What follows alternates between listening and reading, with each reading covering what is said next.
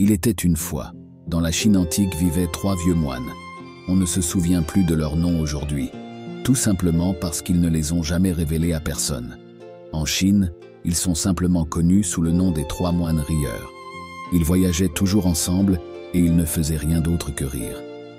Un jour, ils sont entrés dans un village où ils se sont tenus au centre de sa place publique et ont commencé à rire. Lentement, mais sûrement.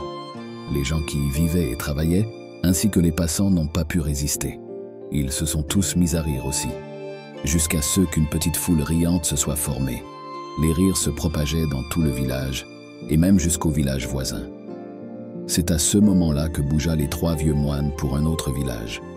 Leur rire était leur seule prière et leur seul enseignement. Parce qu'ils ne parlaient jamais à personne.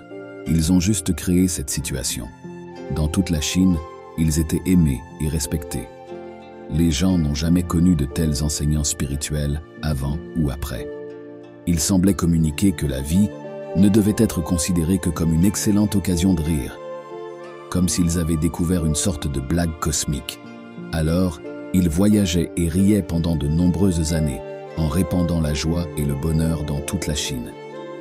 Jusqu'à ce qu'un jour, alors qu'ils se trouvaient dans un village particulier de la province du Nord, l'un d'eux mourut.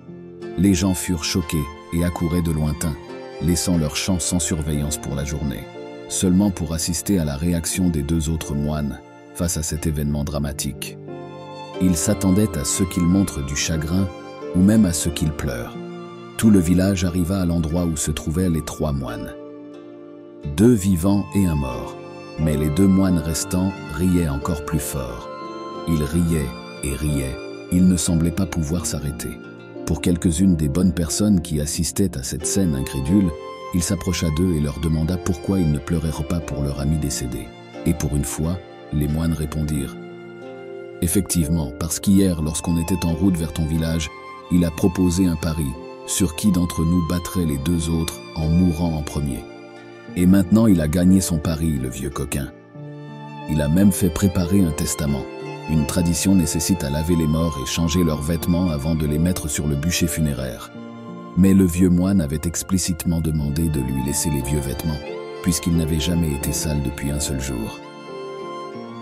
Je n'ai jamais permis à aucune saleté de ce monde de m'atteindre, à travers mon rire, l'indiquait son testament.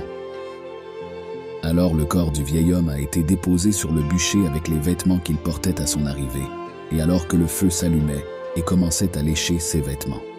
À l'étonnement de tous, tout à coup un feu d'artifice d'une centaine de couleurs explosait de haut en bas et dans toutes les directions. Et enfin les gens qui s'y étaient rassemblés se joignirent également au rire des 2 sages.